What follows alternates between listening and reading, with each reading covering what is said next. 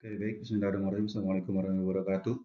Apa kabar anak-anakku semua? Mudah-mudahan selalu sehat, lahir dan batinnya. Baik, pada kali ini kita bertemu lagi dalam pertemuan kedua, masih membahas tentang sejarah dakwah Rasulullah SAW periode Madinah. Nah, pada kesempatan kali ini Bapak hanya ingin menegaskan dan akan lebih fokus kepada pembahasan kaitannya ada tentang perjanjian Hudaybiyah, kemudian ada perjanjian atau Piagam Madinah, gitu ya. Nah, di sejarah Nabi periode Madinah ini banyak sekali kisah yang dapat kita pelajari dan ada beberapa hal yang memang harus dijadikan ibroh bagi kita saat ini ya. Karena berkat perjuangan Rasul, Madinah pada kala itu menjadi pusat peradaban Islam dan menjadi contoh suksesnya seorang pemimpin untuk memimpin bangsa dan umatnya pada saat itu. Nah, berikut adalah yang pernah dilaksanakan Nabi bersama umatnya. Yang pertama adalah perjanjian Hudaybiyah. Perjanjian Hudaybiyah ini terjadi tatkala Rasulullah SAW melaksanakan perjalanan dari Madinah menuju Makkah untuk melaksanakan ibadah haji, namun pada saat itu mendapat pertentangan dari kafir Quraisy yang ada di Makkah. Nah, karena kondisi umat pada saat itu adalah bersiap untuk melaksanakan ibadah haji, kemudian Nabi menghindari untuk tidak melaksanakan peperangan walaupun kondisi saat itu umat Muslim memiliki kekuatan yang besar dan mungkin untuk memerangi kafir Quraisy pada saat itu. Namun Nabi dengan prinsipnya tidak mau ada pertumpahan darah sehingga akhirnya memilih jalan diplomasi yang menghasilkan perjanjian Hudaybiyah. Ya. Nah, ini adalah isi dari terjemahan perjanjian Hudaybiyah yang memiliki isi ini suatu perdamaian atasnya Muhammad bin Abdul Muttalib, Muhammad bin Abdullah, dan Suhail bin Amr supaya tidak berperang atau genjatan senjata selama 10 tahun. Hendaklah bekerja sama di antara satu sama lain orang Quraisy yang lari ke pihak Nabi tanpa kebenaran keluarga perlu dikembalikan. Siapapun atau orang Islam yang datang kepada kafir Quraisy tidak dikembalikan. Maka apabila orang Islam mendengar perkara itu, sebahagian mereka menolak syariat ini. Ini adalah terjemahannya. Nah, ini disepakatilah akhirnya waktu itu Nabi Muhammad SAW bersama Suhaib bin Amr sebagai perwakilan dari kafir Quraisy.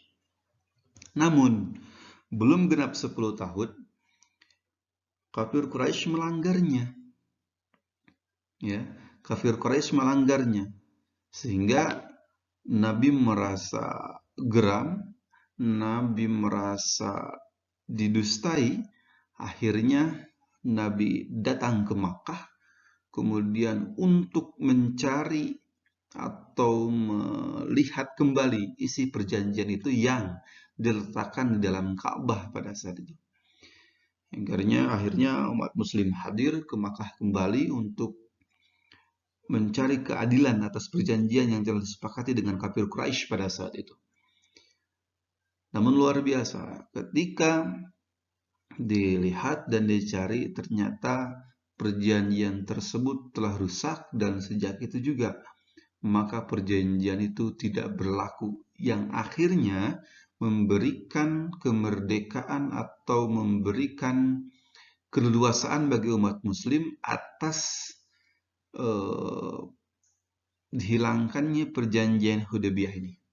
Nah, itu sedikit cerita ya tentang perjanjian Hudaybiyah. Selebihnya Bapak tuliskan di materi yang Bapak bagikan dan silahkan unduh di bawah ya. Begitu. Oke, next. Selanjutnya adalah ini yang terkenal ada Piagam Madinah. Piagam Madinah ini atau Sahifatul Madinah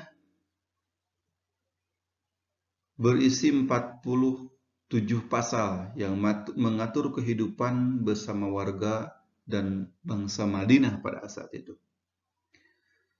Perjanjian Madinah menjadi bukti otentik dalam sejarah peradaban Islam bahwa negara pertama yang didirikan Nabi Muhammad SAW ialah negara Madinah, negara kesepakatan atau negara perjanjian, negara yang terbentuk atau negara yang terjadi atas dasar kesepakatan kaum Madinah pada saat itu, baik kaum muslimin maupun kaum Yahudi yang menetap di Madinah.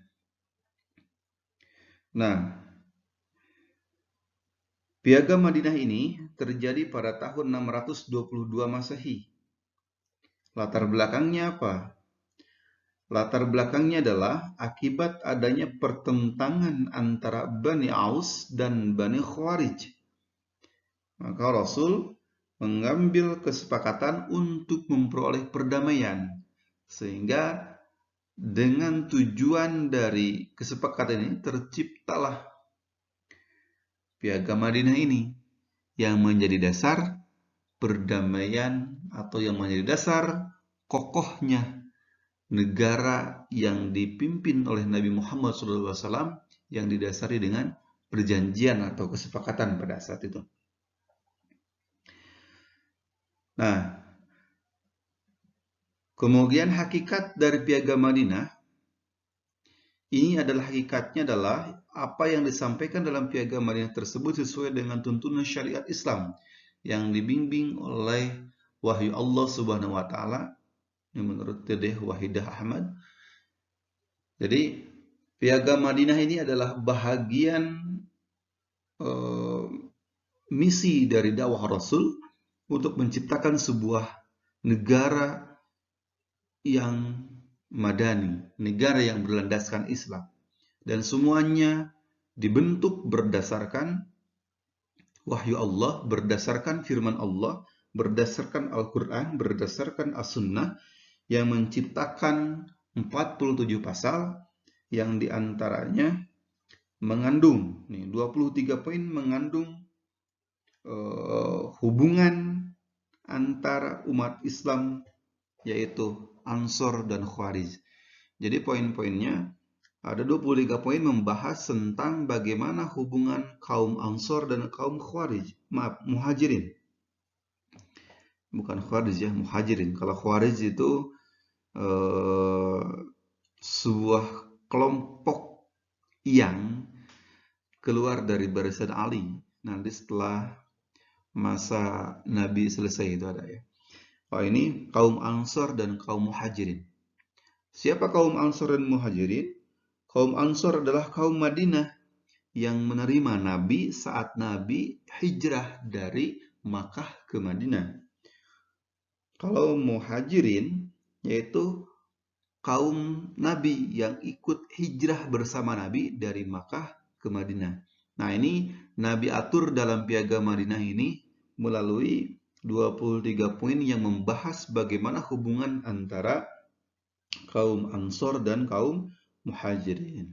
Begitu.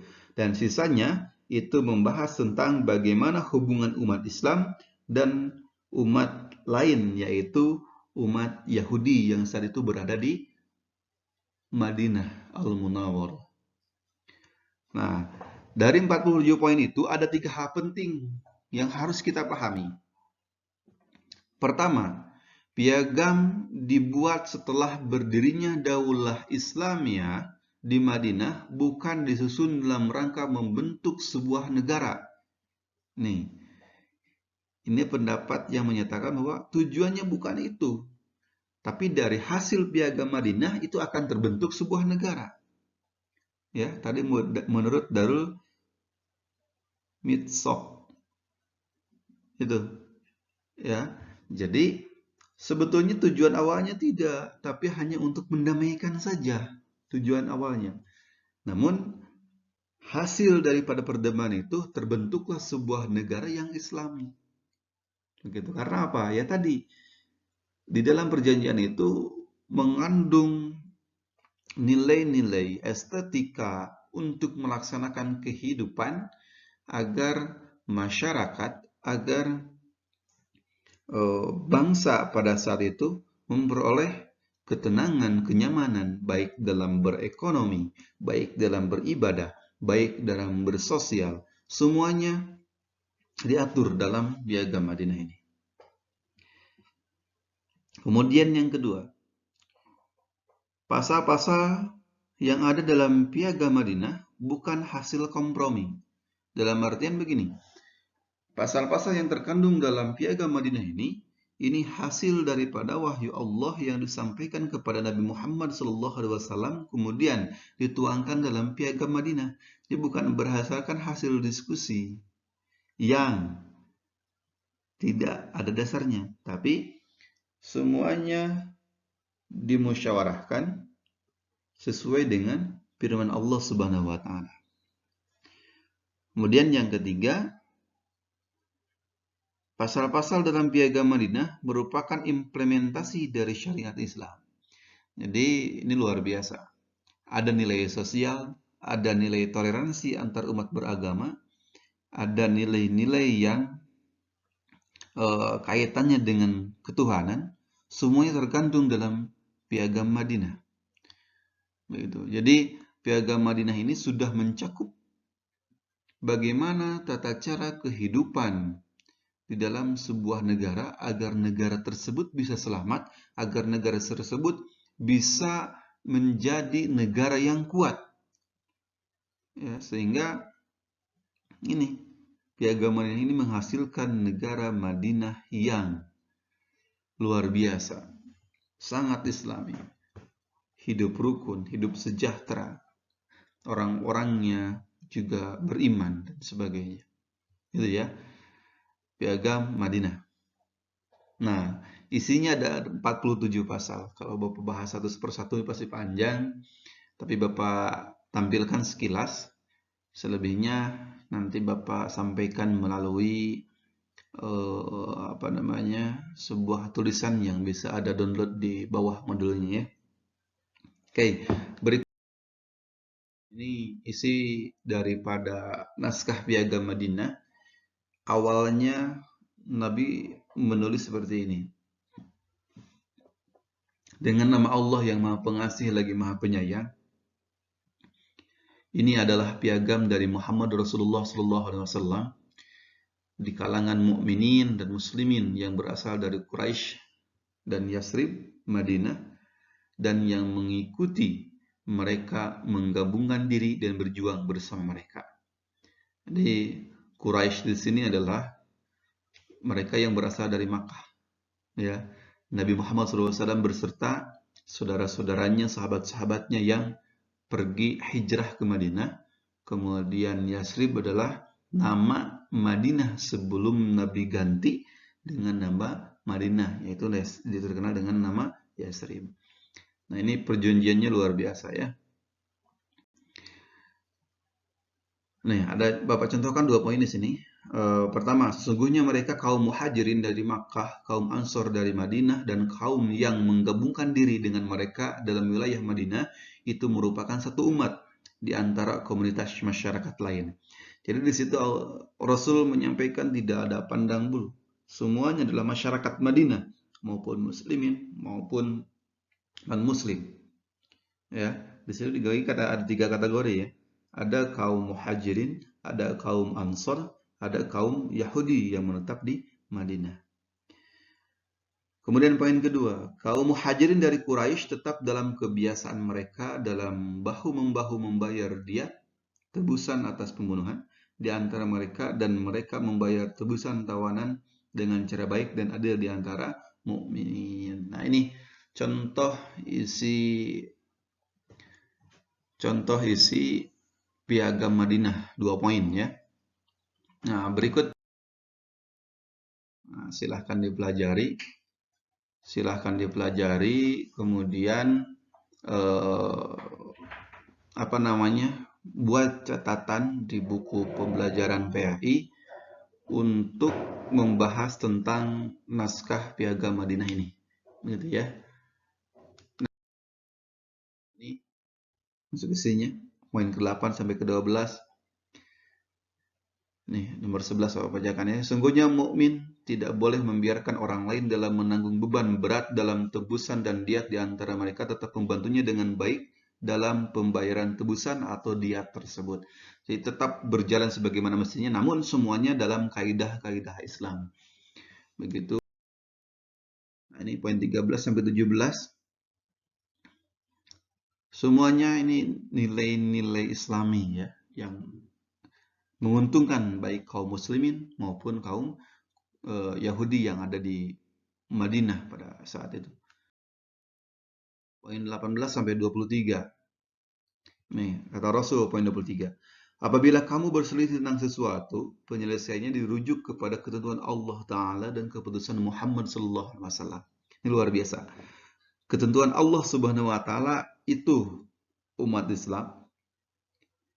Kemudian Yahudi, kalau ada sesuatu yang harus diputuskan, maka dia harus berkonsultasi dengan Nabi Muhammad SAW.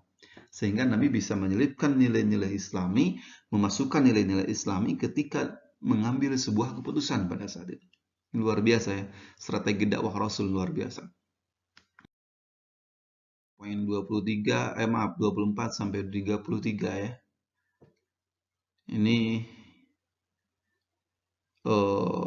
masih poinnya adalah tujuannya untuk mempersaudarakan antara tadi Bani Aus dan Bani Ansor ya, atau Muhajirin. Poin 34 sampai 40. Jadi ini semuanya menjamin semua umat untuk merasakan kebahagiaan dalam hidup pada saat itu.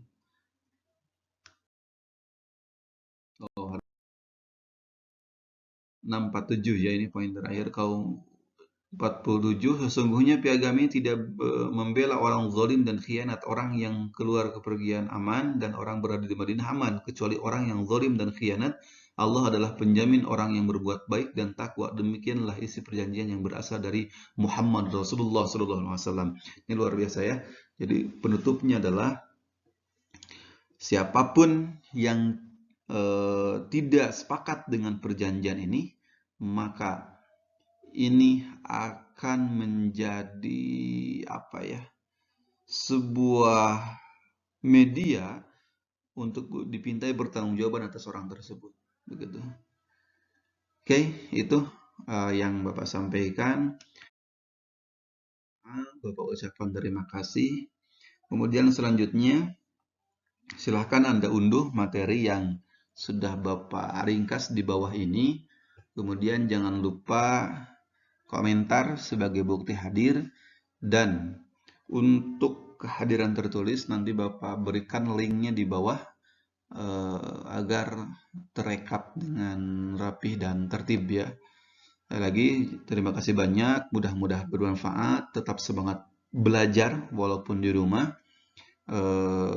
Di rumah aja. Subhanakallahumma wa bihamdika asyhadu an la ilaha illa anta astaghfiruka wa atubu ilaik. Wassalamualaikum warahmatullahi wabarakatuh.